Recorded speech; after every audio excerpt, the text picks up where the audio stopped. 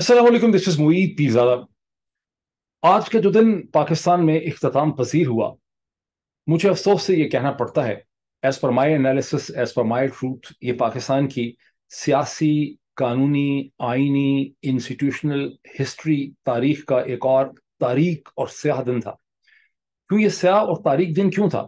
क्या इसलिए था कि इस्लामाबाद में सूरज नहीं निकला, लाहौर में, कराची में, कोयटा में, पेशावर में, गुजरांवाला, फैसलाबाद में सूरज नहीं निकला, स्याह बादल छा चुके हैं?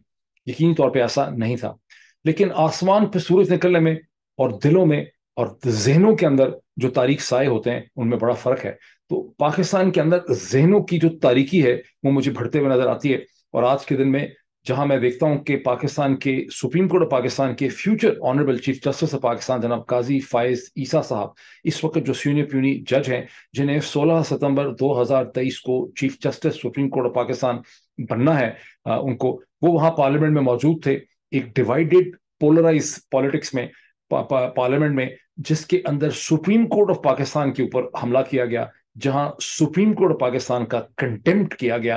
और कंटेम्प्ट वो नहीं होता जहां गालियां निकाली जाएं। कंटेम्प्ट कानून में वो होता है जब आप एक अदालत के अहकामात, उसकी इंस्ट्रक्शन और उसके ऑर्डर्स को मानने से इनकार करते हैं। दर हकीकत यह है कि आप कानून को मानने से इनकार करते हैं, बिकॉज अदालत कानून की तशरीह करती है। तो मैं इसे पाकिस्तान की तारीख का एक स्याह दिन कहता हूं। इसकी जो पॉलिटिकल कंपोनेंट्स हैं, टुकड़े हैं कि क्या हुआ, उस पर मैं फिर आता हूं। थोड़ा सा मैं इसका एक कॉन्टेक्चुअलाइजन और कंटेक्चुअलाइजेशन जो है वो मैं आपके सामने रखना चाहता हूं कि मैं इसे क्यों एक तारीख दिन कहता हूं। बिकॉज पाकिस्तान की तारीख के इस पैराहे में आज के दिन में अल्फाज अपने माना खो चुके हैं। Words have lost their meaning. इस जुमले के ऊपर बार बार गौर कीजिए। Words have lost their meaning. अल्फाज अपना माना खो चुके हैं। यहां कोई अल्फाज नहीं है जालिम और मजलूम के दरमियान डिफ्रेंशिएट करने में। यहां कोई अल्फाज नहीं है हक और बातिल के दरमियान डिफ्रेंशिएट करने के लिए। सच्चाई और झूठ को आप अल्फाज से डिफ्रेंशिएट नहीं कर सकते। एक रेपिस्ट और पीडोफाइल को एक लवर से आप डिफरेंशिएट नहीं कर सकते। यहाँ पे रेपिस्ट, पीडोफाइल और क्रिमिनल्स अपने आप को शरीफ, अपने आप को लवर और पैशनेट लवर बना के दिखा सकते हैं। अल्फाज अपने माना खो चुके हैं। ये एक ऐसी हकीकत है जो पाकिस्तान की अदालतों में भी आपको नजर आती है, पाकिस्तान के सियासी ढांचे में भी नजर आती है, पाकिस्तान के अखबारात में भी नजर आती है, पाकिस्तान के टेलीविजन चैनल में भी नजर आती है। लोगों के पास अल्फाज ही नहीं है सच्चाई को डिस्क्राइब करने के। थोड़ा सा मैं आपको इसका एक और भी इंटरेस्टिंग बैकग्राउंड दूं कि बहुत दफा लंबी फ्लाइट लेते होंगे आप में से बहुत से लोगों ने लॉन्ग फ्लाइट ली होगी जो अबू धाबी से या इस्तांबुल से चलती है। खास करके जो अबू धाबी से चलती है, ये दुबई से चलती है और वो अमेरिका में लैंड करती है। ये 16-17 घंटे की नॉन स्टॉप फ्लाइट होती है। मैंने देखा, मैंने बहुत दफा ये फ्लाइट ली है। तो जब मैं ये फ्लाइट लेता था, मैंने देखा कि अक्सर लोग जो हैं वो इस फ्लाइट में खाना खाते हैं, बहुत अच्छा फिल्में देखते हैं, सो जाते हैं, आंखों के ऊपर कैप्स लगाते हैं, और उनकी कोशिश भी होती है कि इतनी लंबी फ्लाइट जो है, बोरियत होती है, ये गुजर जाए, सोए गुजर जाए, फिल्में देख के गुजर जाए, या एयर होस्टेसों को देख के गुजर जाए किसी तरह से। लेकिन मैं जब भी ये फ्लाइट लेता हूँ, और इस किस्म की जो भी फ्लाइट लेता हूँ जिसकी कोई भी घंटे से ज्यादा की फ्लाइट होती है, मेरे पास बड़ा रीडिंग मटेरियल होता है। एक ऐसी ही फ्लाइट में जहां मैं अपने किंडल के ऊपर रीडिंग मटेरियल था, मैं J.R.R. टॉलकिन का जो नॉवल है द लॉर्ड ऑफ रिंग्स, वही नॉवल जो 1955 में लिखा गया, जिसके बारे में कहा जाता है और जिसके बारे में बहुत सी स्क्रीन एडेप्टेशन जिसकी हुई हैं, इस पे फिल्में बनी हैं, एक से ज्यादा डॉक्यूमेंट्रीज बनी हैं, इसको बहुत ज्यादा अंग्रेजी अदब के अंदर डिस्कस किया गया है।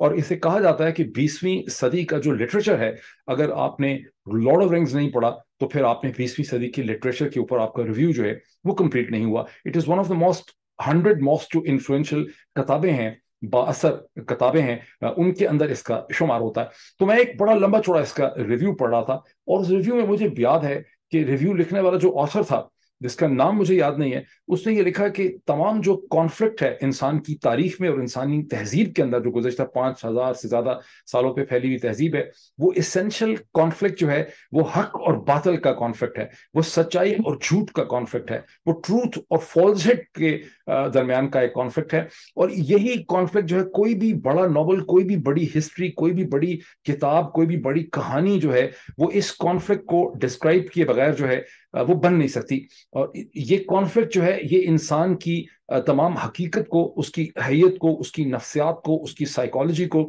उसकी सेंस ऑफ डायरेक्शन को डिस्क्राइब करता है। और इस कॉन्फ्लिक्ट को डिस्क्राइब करने के लिए आपको अल्फाज चाहिए। मेरा रोना ये है, میرا ماتم یہ ہے کہ پاکستان کے لوگوں کے پاس، پاکستان کے اداروں کے پاس، عدالتوں کے پاس، پارلیمنٹ کے پاس، میڈیا کے پاس آج الفاظ ہی نہیں ہے حق اور باطل میں ڈفرینشیٹ کرنے کے لیے. سچائی اور جھوٹ کو ڈفرینشیٹ ہی پاکستان میں جو ہے وہ نہیں کیا جا سکتا. بہت سے میرے پاس پوائنٹس ہیں، میں اس چیزوں پہ آتا ہوں کہ 4 پرنسپل. اور میں ایک چیز آپ کو ایڈ کر دوں، مجھے پاکستان، میرا ٹروتھ یہ کہتا ہے، my version of the truth is this, کہ I have to leave Pakistan because میں نے اپنا جو سچ بولنا تھا. پاکستان مجھے کیا آپشن دیتا ہے؟ پاکستان مجھے آپشن دیتا ہے اچھا ناشتہ کریں، اچھا لنچ کریں، اچھا ڈنر کریں، زبردست طریقے سے ٹوائلٹ استعمال کریں، پھریں، لوگوں کو ملیں، گاڑی چلائیں، اس میں پیٹرول ڈالیں. میرے پاس یہ تمام چیزیں، اچھے لوگوں سے بھی مل لیں، کمپنیز کے سی او سے مل لیں، امپورٹنٹ پالیٹیشین سے مل لیں، جو بھی امپورٹنٹ لوگ ہیں ان سے ملیں. یہ تمام چیزیں اللہ تعالیٰ نے مجھے پاکستان میں میسر کی. جو چیز نہیں دی گزشتہ 1 برس میں، اور انکریزنگلی جو چیز پاکستان سے ڈسپیئر ہو گئی ہے، کہ وہ شخص جس کو اپنا سچ بولنا ہے، جس کی جاب ہی یہی ہے کہ اس کو اپنا سچ بولنا. میرا سچ اور مریم نواز کا سچ ایک نہیں ہو سکتا، میرا سچ اور بلاول زرداری کا سچ ایک نہیں ہو سکتا، میرا سچ اور شہباز شریف کا سچ ایک نہیں ہو سکتا، میرا سچ اور کسی اور افسر کا یا سول ملٹری بیوروکریسی کا سچ ایک نہیں ہو سکتا، میرا سچ اور قاضی فائز عیسیٰ صاحب کا سچ ایک نہیں ہو سکتا. لیکن مجھے اپنا سچ بولنا ہے، قاضی فائز عیسیٰ صاحب کو اپنا سچ بولنا ہے. پھر دنیا نے اپنا ذہن اور اپنی انٹیلیجنس کے ذریعے پرکھنا ہے کہ کس کے سچ کی ریشنلٹی انہیں سمجھ آتی ہے. یہی ہوتا ہے ایک تہذیب یافتہ معاشرے کے اندر، کہ آپ کو اپنے رائیول ورژنز آف ٹروتھ لانے ہوتے ہیں. ٹروتھ کسی بلڈنگ کا نام نہیں ہے، سچائی کوئی امپائر اسٹیٹ بلڈنگ یا کوئی بہت بڑا دبئی مال کے سائز کی چیز نہیں ہے. سچائی ایک ریالٹی ہے جو مختلف رائیول ورژنز کے اندر سے ایمرج کرتی ہے، جس کو لوگ اپنے دل اور دماغ کے ذریعے محسوس کرتے ہیں. تو جب قاضی فائز عیسیٰ صاحب پاکستان کی پارلیمنٹ کے فلور میں ایک ہسیانی ہنسی کے ساتھ یہ کہتے ہیں کہ مجھے تو راجہ جو صاحب ہیں، اسپیکر ہیں نیشنل اسمبلی کے، انہوں نے مجھے کہا تھا کہ یہاں غیر سیاسی باتیں ہوں گی، یہاں پر پولیٹیکل سپیچز نہیں ہوں گی، میں تو یہاں آئین و قانون کی بات کرنے کے لیے آیا تھا. تو یہ پھر ہماری ججمنٹ ہے کہ ہم نے اس کو پرکھنا ہے کہ قاضی صاحب نے جو اپنا سچ بولا ہے یا سچ بولنے کی کوشش کی ہے، یہ ہمیں کتنا سچ لگ رہا ہے، اس میں ہمیں کتنی زیادہ سچائی کی بو آ رہی ہے، اور کتنی زیادہ ہمیں اس میں کسی اور چیز کی بدبو جو ہے اس کے اندر آ رہی ہے. And this is not contempt of the court. یہی تو چیز ہے جس کی میں بات اس کے اندر کرنا چاہتا ہوں کہ کنٹمپٹ آف کورٹ کیا ہوتی ہے، اور جس چیز کو کنٹمپٹ آف کورٹ بنا کے پاکستان میں ڈسکرائب کیا جاتا ہے وہ کیا ہوتا ہے. کنٹمپٹ آف کورٹ وہ ہوتی ہے جب آپ قانون کو ماننے سے انکار کر دیتے ہیں. عدالت کا کام ہے قانون کی تشریح کرنا. عدالت ایک پلیٹ فارم ہے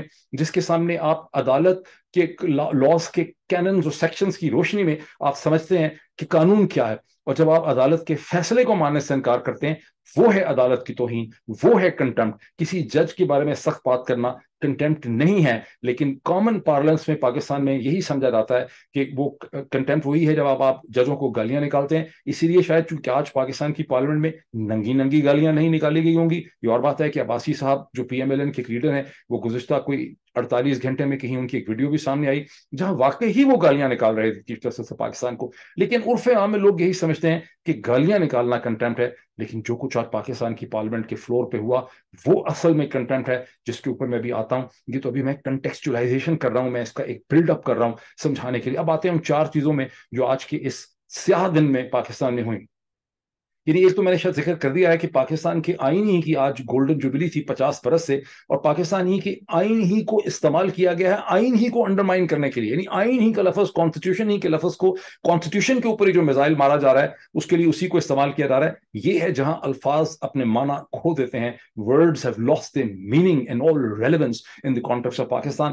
4 چیزیں جو ہوتی ہیں اس میں قاضی فائز عیسیٰ صاحب کا ایک ڈیوائیڈڈ پارلیمنٹ میں جہاں اپوزیشن نہیں ہے، انتہائی پولرائز سچویشن میں اس کے فلور میں موجود ہونا، پارلیمنٹ کے اندر سپریم کورٹ کے حکم کا، جہاں سپریم کورٹ نے کہا کہ آپ الیکشن کمیشن آف پاکستان کو 21 بلین روپیہ دیں، جس میں سے 10 بلین دیے گئے ہیں، باقی 11 بلین دینے ہیں. لیکن اس فنڈز کو لینے میں فیڈرل کنسولیڈیٹڈ فنڈ کا بہانہ کر کے پارلیمنٹ کے اندر جوائنٹ سیشن کے سامنے ایک بل انٹروڈیوس کیا وزیر خزانہ جناب اسحاق ڈار صاحب نے. یہ ایک ڈیولپمنٹ ہوئی ہے جس میں 13 تاریخ تک تو ایڈجورن کر دیا گیا ہے پارلیمنٹ کے سیشن کو. 13 تاریخ تک کہا گیا ہے کہ اپنے کامنٹس لے کے آئیں، پھر وہ سینٹ میں پہنچیں گے 14 تاریخ کو، پھر دیکھا جائے گا اس کے اوپر کیا بحث ہوتی ہے. یہ دوسری ڈیولپمنٹ ہو گئی. تیسری ڈیولپمنٹ وہ ہے جہاں اسی جوائنٹ سیشن سے کھڑے کھڑے منٹوں کے اندر سپریم کورٹ آف پاکستان کی پاورز کو کلپ کرنے کے لیے چیف جسٹس آف پاکستان کی سو موٹو پاورز اور آرٹیکل 184/3 کے تحت کہ ان کے کیسز لگانا ہے اور اسپیشل کورٹس بنانے کی پاورز کو کلپ کرنے کا جو قانون ہے اس کو یہ اسپیشل کورٹ منٹوں سیکنڈوں میں کر دیتی. یعنی ایک طرف تو وہاں پر جو فنڈنگ ہے جو دینی تھی 10 تاریخ تک اس کے حوالے سے ایڈجورن کر دیا جاتا ہے. 13 تاریخ پھر آئیں گے کامنٹس, پھر 14 تاریخ کے بعد اس کے اوپر بحث ہوگی, اور دوسری طرف سے اسی سیشن کے اندر جو اپنا قانون پاس کرنا ہے وہ منٹوں سیکنڈوں میں کسی برین, کسی اپلیکیشن آف تھاٹ, کسی مائنڈ اپلیکیشن کے بغیر اس کو پاس کیا جاتا ہے. That is why I say جہاں words have lost their meaning and relevance, جہاں الفاظ اپنے معنی کھو چکے ہیں. اور چوتھی وہ ڈیولپمنٹ ہے جو گزشتہ 24 گھنٹے سے زیادہ سے چل رہی ہے, جہاں ایس ایچ او وزیر آباد میں جو مدعی ہے, کمپلیننٹ ہے پولیس کی طرف سے, Imran Khan former prime minister Pakistan کے قاتلانہ حملے کا, اس کی جو ڈیتھ ہے, جو اس کی جو موت ہے, جس کو کہا جاتا ہے کہ وہ ہارٹ اٹیک سے ہوئی, اس کے اوپر بحث ہو رہی ہے کہ ہارٹ اٹیک سے ہوئی یا ہارٹ اٹیک سے نہیں ہوئی. اسی پہ پہلے میں کامنٹ کر دوں, بھائی جب بھی کسی کی ڈیتھ ہوگی تو کارڈیو پلمنری فیلئر سے ہی ہوگی. میرے والد صاحب جو ڈاکٹر تھے ایک دفعہ مجھے بچپن میں بتا رہے تھے کہ پاکستان کی آرمی کے اندر یہ لا تھا, اور ایم شور ابھی بھی ہوگا, مجھے نہیں پتا بھی ہے کہ نہیں, کہ جب بھی کوئی ڈیتھ ہوتی ہے تو جو آرمی آفیسر ڈاکٹر ہوتا ہے اس کو انویسٹیگیٹ کرنا پڑتا ہے ایک آرمی آفیسر کی ڈیتھ کو کہ اس کے ریزنز کیا ہیں. سو آرمی کے ہاسپٹل کے اندر کسی آرمی آفیسر کی ڈیتھ کو محض کارڈیو پلمنری فیلئر جو ہے کہہ کر نہیں فارغ کیا جا سکتا. آپ کو پراپر انویسٹیگیشن کرنی پڑتی ہے یا اٹاپسی کرنی پڑتی ہے. جو اب ایک مین ان یونیفارم اس کی ڈیتھ ہوتی, لیکن پاکستان کے سول ہاسپٹلز میں لکھ دیا جاتا ہے کہ کارڈیو پلمنری اس کی مطلب فیلئر ہو گیا, اس کی ڈیتھ ہو گئی. ظاہر ہے ڈیتھ ہوگی تو ہارٹ فیل تو ہوگا ہی, ہارٹ یا برین اس کا لنگز تو فیل ہوں گے ہی, کارڈیو پلمنری فیلئر تو بھائی ہوگا ہی. اس کے پھیپڑے, اس کے لنگز, اس کا دل کام کرنا تو بند کر ہی دے گا جب اس کی ڈیتھ ہوگی. لیکن ہوا کیوں, اس کا کاز کیا ہے؟ امریکہ کے اندر مجھے یہ پتا چلا ہے کہ اگر گھر میں کسی کی بھی ڈیتھ ہو جائے, خواہ فیملی سرکمسٹانسز میں ہو, تو یہ چیز نہیں چلتی کہ فیملی اٹاپسی نہیں کرنا چاہتی, انویسٹیگیشن نہیں کرنا چاہتی. اگر تو ہاسپٹل میں ڈیتھ ہوتی ہے, ڈاکٹرز کے سامنے ہوتی ہے, اس کی ڈیتھ کے سرکمسٹانسز سمجھ آتے ہیں, تب تو ٹھیک ہے. ادروائز ہر ڈیتھ جو ہے اس کی انویسٹیگیشن ہوتی ہے اور باڈی کو آپ کو کورونر سے یا ہاسپٹل سے کسی جگہ سے لینا پڑتا ہے. ایسا نہیں ہے کہ آپ نے کسی کی ڈیتھ ہو گئی اور آپ اس کو اٹھائیں اور جا کے دفنا دیں کہ اللہ اللہ خیر صلی اللہ. That is not. But anyway coming to it, اس کو تو میں چھوڑ دیتا ہوں, اس میں میں ایک پہلے بھی ویلاگ کر چکا ہوں. قاضی فائز عیسیٰ صاحب موجود ہیں پاکستان کی پارلیمنٹ میں, جو اس کی گولڈن جوبلی ہے آئین کی, کانسٹیٹیوشن آف پاکستان کی, اور وہاں وہ تقریر کر کے کہتے ہیں کہ اسپیکر صاحب جو ہیں انہوں نے, اور بڑی خسیانی سی ان کی مسکراہٹ ہے, وہ بیٹھے ہوئے کیسے ہیں, کیونکہ ایک طرف تو اسحاق ڈار صاحب بیٹھے ہوئے ہیں, دوسری طرف ان کے آصف علی زرداری بیٹھے ہیں, دونوں طرف ان کا بات چیت بھی ہو رہی ہے, گپ بھی لگ رہی ہے, ہنسی مذاق بھی چل رہا ہے, ہینڈ شیک بھی ان کا ہو رہا ہے, اور وہ اسی سیشن کے اندر اسی ایک ڈیوائیڈڈ پولرائز پارلیمنٹ میں جہاں اپوزیشن موجود نہیں ہے وہاں پہ موجود ہے. پھر ہمیں اب یہ بھی ذہن میں رکھیں کہ قاضی فائز عیسیٰ صاحب جو ہیں وہ اس وقت سینئر پیونی جج ہیں, یعنی چیف جسٹس آف پاکستان کے بعد ان کو 16 ستمبر میں جب وہ ریٹائر ہوں گے چیف جسٹس, تو قاضی فائز عیسیٰ صاحب جو ہیں وہ چیف جسٹس آف پاکستان بن جائیں گے. اس کا مطلب ہے کہ وہ فیوچر چیف جسٹس ہیں, اور اس وقت وہ, یہ تو کوئی بھی ڈھکی چھپی بات نہیں ہے کہ وہ چیف جسٹس آف پاکستان جناب آنریبل جسٹس عمر عطا بندیال صاحب کے ساتھ ایمبیٹلڈ ہیں. ان کے خلاف انہوں نے ایک جنگ اور ایک جہاد جو ہے وہ انہوں نے شروع کیا ہوا ہے. اب یہ بھی بتایا گیا کہ نیشنل اسمبلی کی سورسز یہ کہتے ہیں کہ تمام جج صاحبان کو یہاں پر بلایا گیا تھا. کوشچن یہ ہے کہ 15 بتایا جاتا ہے کہ سپریم کورٹ کے ججز ہیں, 15 یا 14 اس وقت شاید موجود ہیں اس میں سے.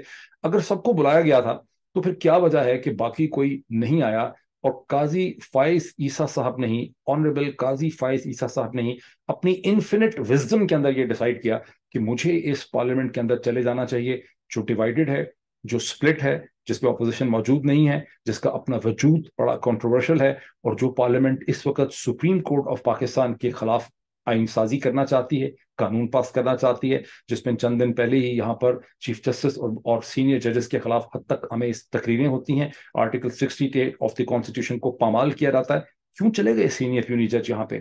یہاں پر ایک اور بڑا انٹرسٹنگ کوسچن ریز ہوتا ہے. قاضی فائز عیسیٰ صاحب کے تو نام کے اندر بھی لفظ قاضی لکھا ہوا ہے, لگا ہوا ہے ان کے نام کے اندر, which of course raises his status even more. قاضی فائز عیسیٰ بہت پڑھے لکھے, ان کو بڑا ایک دانشور سمجھا جاتا ہے. لیکن پرانے زمانے میں کیا ہوتا تھا, میڈیول ٹائمز کے اندر, اگر اسلامی مسلم تاریخ کو آپ دیکھ لیں تو جو قاضی وقت ہوتا تھا, اور ذہن میں یہ رکھیے کہ مسلم تاریخ جو ہے تھی تو وہ امپیریل ہسٹری, لیکن یہ بیسکلی سٹی گورنمنٹس کی ہسٹری ہے. سمرقند و بخارا, بغداد, دمشق جو ہیں یہ بنیادی طور پر سٹی گورنمنٹس ہے. تو ہر شہر, ہر قصبے کے اندر, بڑا ہو یا چھوٹا ہو, ایک قاضی وقت ہوتا تھا. اس کو اور تھوڑا سا ڈائلیوٹ کر لیں ٹاپک کو، تو جو بھی روایت، جو بھی جہاں کہیں بھی ایک معاشرہ گزشتہ 5,000 سال کی تاریخ میں جس نے ایگزسٹ کیا ہے، وہاں کہیں قاضی ہوتا تھا، کہیں منصف ہوتا تھا، کہیں پنچایت ہوتی تھی، کہیں جرگہ ہوتا تھا. کون ہوتا تھا منصف، کون ہوتا تھا جرگے کے اندر، کون ہوتا تھا قاضی، کون ہوتا تھا جس کے پاس ایک کمیونٹی، ایک گاؤں کی کمیونٹی، ایک قصبے کی کمیونٹی اپنے معاملات کو طے کرنے کے لیے جاتی تھی.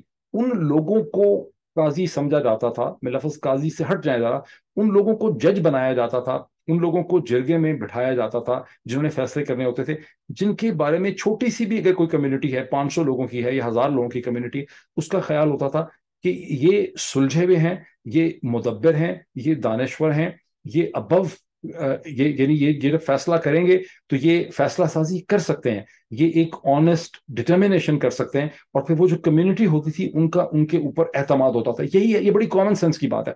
تو اس زمانے میں ظاہر ہے جج صاحبان برطانیہ اور امریکہ سے ڈگریاں لے کے نہیں آتے تھے، بار ایسوسیشن کے ممبر نہیں رہے ہوتے تھے، ان کا ایک پروسیس نہیں ہوتا تھا حکومت کا ان کو ایلیویٹ کرنے کا.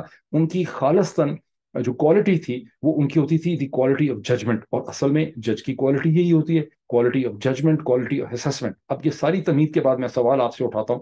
قاضی فائز عیسی صاحب، the senior puisne judge of the Supreme Court of Pakistan, Qazi Faiz Issa Saab, going to be the Honorable Chief Justice of Pakistan in September 2023. What kind of judgment and assessment he had؟ جب وہ کہتے ہیں مجھے نہیں پتا تھا، مجھے تو راجہ پرویز اشرف جیسے انتہائی آنریبل شخص نے بتایا تھا کہ یہاں پر صرف کانسٹیٹیوشن کی جو ہے تقریریں ہوں گی. How honest and how credible or how truthful this truth is.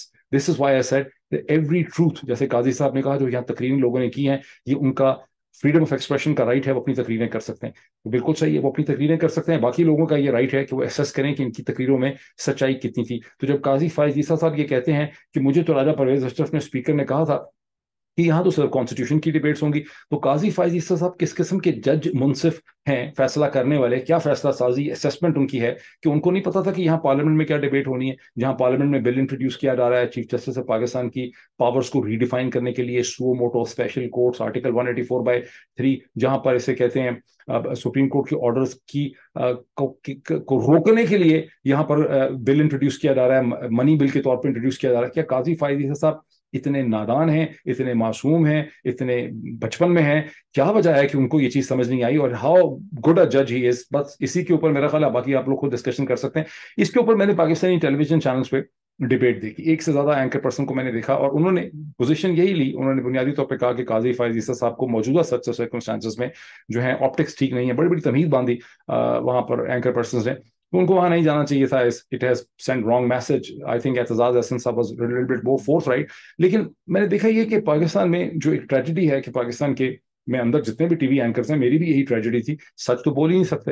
یعنی سچ بولنے کی خاطر آپ کو پاکستان چھوڑنے کی ضرورت، یعنی سچ بولنے کے اوپر اتنی قدغنیں ہیں پاکستان کے اندر کہ ڈرتے ڈرتے لوگ اپنا تھوڑا تھوڑا سا سچ بولتے ہیں. زیادہ سچ پاکستان میں لوگ جو ہے وہ نہیں بول سکتے. اس کی وجہ کیا ہے؟ اس کی وجہ میں نے کئی دفعہ آپ کو ویلاگس میں بتائی ہے. ایک ایسی قوم جس کو بچپن سے بچوں کو یہ بتایا گیا ہو کہ محمد بن قاسم جو ہے وہ اس لیے آیا تھا، اموئی جو ہیں، اموئی جو امید ڈائنسٹی ہے، انہوں نے اس لیے حملہ کیا سندھ کے اوپر، راجہ دیبل کے ساتھ اس لیے لڑائی ہوئی کہ راجہ دیبل نے ناہید و چند مسلم خواتین جو ہیں ان کو قید کر رکھا تھا. تو ان مسلم خواتین کو ریسکیو کرنے کے لیے ان کا بھائی ایک فوج لے کے آیا اور سندھ پہ قابض ہو گئے. یعنی بچوں کو آپ ہم بتاتے ہی نہیں ہیں کہ اس کے پیچھے اس وقت کی ایمرجنگ امپائر ہے، جو اس وقت دنیا کی سب سے طاقتور ایمرجنگ امپائر ہے اس زمانے کی، اور وہ اپنے اسٹریٹجک انٹرسٹ کے اندر سندھ کو سیکیور کرتی ہے، اپنے ٹریڈ روٹس کے لیے، اپنے اسٹریٹجک انٹرسٹ کے لیے، اپنے فائنینشیل انٹرسٹ کے لیے،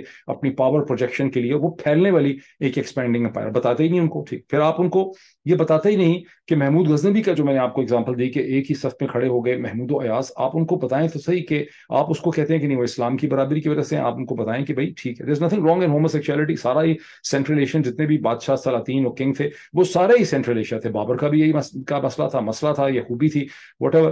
لیکن یہ تو بتائیں کہ محمود اور ایاز ایک صف میں اس لیے کھڑے ہوتے تھے، not because of the power of Islam, وہ اس لیے کھڑے ہوتے تھے اکویلٹی کی وجہ سے نہیں کھڑے ہوتے تھے، اس لیے کہ محمود جو تھا وہ لور تھا ایاز کا، اس نے تھرو آؤٹ لائف اس کو ایلیویٹ کیا. That was a love relation of homosexuality. اور پھر ہوموسیکشوالٹی کا بھی لوگوں کو پتا چلے، پھر لوگوں کو پتا چلے گا کہ اپنی پوری تاریخ جو ہے وہ ہوموسیکشوالٹی سے ریڈلڈ ہے. آپ کے جتنے بھی ٹرائبل بیلٹ ہے، آپ کے جتنے بھی سینٹرل ایشیا ہیں، ان کے اندر ہوموسیکشوالٹی بڑی ریمپنٹ ہے. آپ کو پتا چلے گا یہ ایک حقیقت ہے، یہ کوئی امریکہ سے ایکسپورٹ ہو کے نہیں آ رہی پاکستان کے اندر. پھر آپ ان کو بتاتے ہیں کہ اورنگزیب جو ہے جس نے اپنے باپ کو اندھا کر دیا، جس نے اپنے سارے بھائیوں کو مارا، اپنے پورے خاندان کو قتل کر دیا حکومت کرنے کے لیے. آپ بتاتے ہیں کہ وہ اتنا خدا خوف تھا اس کے اندر، وہ تو اتنا ڈرتا تھا، وہ پوری اپنی حکومت کی جو رسپانسبلٹی ہے اس کو وہ اتنی ڈیوائن رسپانسبلٹی سمجھتا تھا کہ راتوں کو روتا رہتا تھا کہ میری رسپانسبلٹی ٹھیک پوری ہو، اور اپنے ہاتھ سے ٹوپیاں سی کے گزارا کرتا. ویسے اتنی بڑی مغل امپائر تھی which was the richest Imperial order in the world, لیکن یہ بادشاہ جو ہے یہ اپنے ہاتھ سے ٹوپیاں سی کے جو ہے وہ گزارا کرتا تھا، اور رات کو شمع جلا کے یہ ٹوپیاں سیتا تھا. تو ظاہر ہے کہ جب، اور پھر یہ کہ آپ لوگوں کو یہ بتاتے ہیں کہ 1965 کے اندر ہم نے جنگ جیت لی تھی، یہ اس میں کوئی شک نہیں ہے کہ افواج پاکستان کے افسران اور جوان نے انتہائی بہادری کے ساتھ جو ہے ہندوستان کی یلغار سیالکوٹ اور لاہور میں اس کو روکا. انہوں نے اپنی جانوں کی نذرانہ دیا. میجر شہید عزیز شہید بھٹی اور بہت سے جو سینکڑوں لوگ ہیں، بہت بہادری سے انہوں نے لڑائی لڑی. لیکن پرنسپل چیز یہ ہے کہ پاکستان نے جنگ شروع کی تھی مقبوضہ جموں اور کشمیر کے اندر، جو ہم بتاتے نہیں ہیں. اور ہندوستان نے جب کاؤنٹر اٹیک کیا تو اس کا اسٹریٹجک مقصد یہ تھا کہ اس نے جموں اور کشمیر کے اوپر جو پریشر تھا پاکستان کا اس کو ریلیو کرنا تھا. انہوں نے کاؤنٹر پریشر بلڈ اپ کیا. لاہور سیالکوٹ کو انہوں نے لے کے کیا کرنا تھا، وہ لے ہی نہیں کبھی سکتے تھے، اس لیے کہ 1960s کا جو پاکستان ہے وہ وائبرنٹ تھا، وہ اپنے اندر بلیف کرتا تھا، اس کے اندر سینس آف بلیف اور سینس آف ایگزسٹنس ایگزسٹ کرتا تھا. اور اس قسم کی کسی قوم کو جو اپنے اندر بلیف کرتی ہو اسے کوئی دشمن اپنی عسکری طاقت سے کبھی بھی سپریس نہیں کر سکتا. یہ ہسٹری کا لیسن ہے. تو اگر وہ لاہور لے بھی لیتے، اس کے کسی پارٹ کو لے بھی لیتے، تو ان کو چند دنوں کے بعد اس کو چھوڑنا پڑتا. وہ لاہور کو سبڈیو نہیں کر سکتے تھے، وہ پاکستان کی فوج کو ضرور شکست دے سکتے تھے، اس کی بٹالینز کو ریورسل میں ڈال سکتے تھے. فوجوں کو شکست ہو جاتی ہے، قوموں کو جب تک شکست نہیں ہوتی ریاستیں کھڑی رہتی ہیں. یہ تاریخ کا لیسن. لیکن یہ سب چیزیں جب آپ بچوں کو بتاتے ہی نہیں ہیں تو بچوں کو جھوٹ سننے کی عادت ہو جاتی ہے. اس کے نتیجے میں ایک ایسا معاشرہ اور ایک ایسی قوم ہم نے کھڑی کر دی ہے جو سچ سے ڈرتی ہے. پاکستان میں آج صورتحال یہ ہے کہ سچ ایسے ہی ہے جیسے سورج کی روشنی نکلے اور موم یا اس کے سامنے بٹر ہو، مکھن ہو، اور مکھن پگھل جاتا ہے. تو سچ کا خوف جو ہے وہ پاکستان کے پورے معاشرے کو، خاص کر کے جو حکومتی اس کا سیٹ اپ ہے، وہ سچ سے بہت ڈرتا ہے. اب آ جائیں کہ پارلیمنٹ نے کیا کیا. ایک چیز تو یہ کی جس کا ذکر تو میں پہلے کر چکا ہوں، کہ جو یہ کہا کہ ہمیں پارلیمنٹ میں جانا ہے الیکشن کمیشن آف پاکستان کو فنڈز دینے کے لیے، چونکہ یہ فیڈرل کنسولیڈیٹڈ فنڈ ہے، اور اس میں ایک بل کو انٹروڈیوس کر دیا ہے. اور اب کوئی ان سے پوچھے، چونکہ ہم سچ جھوٹ کی بات کر رہے ہیں، میں نے ساری تمہید ویسے ہی نہیں بلڈ اپ کی، کوئی ان سے پوچھے کتنی دفعہ شہباز شریف کی کیبنٹ اس سے پہلے کسی خرچہ کرنے سے پہلے، جہاں آپ نے لیپ ٹاپس کا خرچہ کیا، یا آپ نے آئی ایم ایف کے ساتھ ایگریمنٹس کیے، بڑی آپ نے ڈیبیٹ اس کی، یا آپ نے یوٹیلیٹی کی بلز بڑھائے، آپ نے نئے ٹیکسز لگائے، بار بار آپ لگاتے ہیں، چیزیں بڑھا دیتے ہیں، یوٹیلیٹی بل، گیس، بجلی، اوپر نیچے سب کرتے رہے، تو کتنی دفعہ آپ گئے ہیں پارلیمنٹ کے اندر ڈیبیٹ کرنے کے لیے کہ ہمیں یہ کرنا ہے، اس کو جوائنٹ سیشن میں ہم نے ڈیبیٹ کرنی ہے؟ اس سے پہلے کسی نے ایسا کیا؟ یہ تو کلیئرلی ایگزیکٹو کو، کیا پارلیمنٹ کو حکم دیا ہے سپریم کورٹ آف پاکستان نے اپنے ڈیسیجن کے اندر، یا 4 اپریل کے ڈیسیجن میں، یا انہوں نے پرائم منسٹر کو اور finance minister, supreme court of Pakistan کے حکم کا اطلاق ہوتا ہے پرائم منسٹر شہباز شریف پہ ان پرسن. سپریم کورٹ کے فیصلے کا، آرڈر کا اطلاق ہوتا ہے فائنانس منسٹر اسحاق ڈار کے اوپر. یہاں ڈرامہ، مکر، ناٹک یہ مچایا جا رہا ہے کہ اس کو ہم پارلیمنٹ میں اٹھا کے لے گئے. I don't know what Supreme Court will do، لیکن اس سے یہی تو وہ ڈرامہ، مکر، فریب اور فراڈ ہے جس کی خاطر میں نے یہ ساری تمہید جو ہے باندھی ہے، اسے سمجھانے کے لیے، اسے کلیئر کرنے کے لیے. اس کو کس الفاظ میں ہم ڈسکرائب کریں؟ مجھے بتا دیں کون سے الفاظ ہم اس کے لیے ڈسکرائب کریں. فیصلہ، ڈیسیجن کرنا ہے منی ریلیز کرنے کا، فنڈ ریلیز کرنے کا، پرائم منسٹر نے اور اس کے فائنانس منسٹر نے اس کو اٹھا کے لے گئے ہیں پارلیمنٹ کے جوائنٹ سیشن کے اندر ڈرامہ اور ڈھکوسلا کرنے کے لیے، ٹائم بائی کرنے کے لیے، اپیرنٹلی پرائم منسٹر کو اور فائنانس منسٹر کو کنٹمپٹ سے بچانے کے لیے. اور حکمت عملی کیا ہے کہ اپنا جو بل وہاں انٹروڈیوس کیا ہے سپریم کورٹ کے قانون کو تبدیل کرنے کے لیے، سو موٹو وغیرہ، اس کو جو پروسیجر بل ہے اس کو فوری طور پہ پاس کر لیا ایسے ایسے کر کے. اور کیونکہ وہ 10 دن کے بعد قانون بن سکتا ہے، اور جو دوسری چیز پیسے ریلیز کرنے والی ہے اس میں 4 دن کی آگے کی ڈیٹ ڈال دی ہے ڈیبیٹ کرنے کے لیے، تاکہ یہاں پر ایک ٹائم بیٹل ہو رہی ہے. گول ان کا یہ ہے کہ ہمارے 10 دن بن جائیں، ہم قانون بنا دیں، ہم جو آرڈر، یعنی آپ یہ ایک بچہ ہے جو پیدا ہونے کی، اس کو دیکھیں، بڑی انٹرسٹنگ اس کی سائنس فکشن کی ایگزامپل بنے. یہ ایک ایسا بچہ ہے جو پیدا ہونے سے پہلے جو ہے اپنے بارے میں لیگل رائٹ حاصل کر لی ہیں اس نے. یہ پیدا ہونے سے پہلے اپنے ماں باپ کے اوپر مقدمہ کر رہا ہے کہ میں نے پیدا نہیں ہونا، یا مجھے پیدا نہیں کر سکتے، یہ میری یہ ماں یہ نہیں ہوگی، میرا باپ یہ نہیں ہوگا. یعنی اس قانون، ابھی جو سپریم، یعنی یہ ایک ایسی قانون سازی کر رہے ہیں पार्लियामेंट के अंदर बैठ के, जिसमें सुप्रीम कोर्ट ऑफ पाकिस्तान के उस हुक्म को ये तबाह करना चाहते हैं या उसके खिलाफ अपील करना चाहते हैं, उसे नल एंड वॉइड बनाना चाहते हैं, जिसके लिए इनको बेसिक, और जिसको इन्होंने जिसको लटकाने के लिए, इन्होंने टाइम बाय करने के लिए इन्होंने एक दूसरा बिल जो है वो इंट्रोड्यूस कर दिया यहाँ पे। ठीक, मतलब ये एक यानी बिल्कुल ही कहानी जो है आउट हो चुकी है पाकिस्तान की। पता नहीं किसी को इसकी कॉन्ट्रडिक्शन की क्वांटम का ठीक तरह से एहसास हो रहा है कि नहीं हो रहा। तो प्लान इनका ये है कि हम टाइम बाय कर लें, 4 दिन तो हमने ले लिए हैं, 10 दिन हम और ले लें। अब क्वेश्चन ये पैदा होता है, ये जो सारा ड्रामा ढकोसला किया जा रहा है जिसमें कंटेम्प्ट किया क्लियरली, और ये कंटेम्प्ट प्री मेडिएटेड है, ऑर्गेनाइज है, प्लान्ड है, ये वो कंटेम्प्ट नहीं है जहां किसी के हाथ मुंह से गुस्से में कोई अल्फाज निकल गए हैं तकरीर करते हुए, वो तो छोटा कंटेम्प्ट होता है। यहाँ तो सुप्रीम कोर्ट ऑफ पाकिस्तान का जो वेल थॉट आउट डिसीजन है, जिसके साथ पूरी पाकिस्तान की पॉलिटिक्स और डेमोक्रेसी नती है, उसको एक विलफुल तरीके से डिफाई किया जा रहा है, रिजेक्ट किया जा रहा है, कोर्ट की इंसल्ट की जा रही है, कंटेम्प्ट किया जा रहा है। और ये कंटेम्प्ट के 2 प्रिंसिपल कंटेम्नर्स हैं यहाँ पे, प्राइम मिनिस्टर शहबाज शरीफ और फाइनेंस मिनिस्टर इसहाक डार। बाकी सब लोग इरेलेवेंट हैं। इन 2 लोगों की जिम्मेदारी अब क्या सुप्रीम कोर्ट ऑफ पाकिस्तान कल जब लगेगी और हिसाब किताब करेगी, क्या वो इनको कंटेम्प्ट में, क्योंकि अब ये एक टाइम बैटल है, ये सोचते हैं कि हम सुप्रीम कोर्ट को 10 दिनों में फारिग कर देंगे, उसकी पावर्स छीन लेंगे, चीफ जस्टिस उमर अता बंदयाल को निकाल के बाहर फेंकेंगे, हमारी हुकूमत हो जाएगी, तहद्दे क़यामत हम हुकूमत करेंगे। अब सुप्रीम कोर्ट ने कल क्या करना है? इफ पाकिस्तान और नॉर्मल कंट्री, सुप्रीम कोर्ट को सुबह प्राइम मिनिस्टर को फारिग कर देना चाहिए, कंटेम्प्ट प्रोसीडिंग करें, 48 घंटे के अंदर प्राइम मिनिस्टर और फाइनेंस मिनिस्टर दोनों को फारिग करें और कहानी आगे चलने लग जाए। But Pakistan is not a normal country, you never know, Pakistan is the highly abnormal country.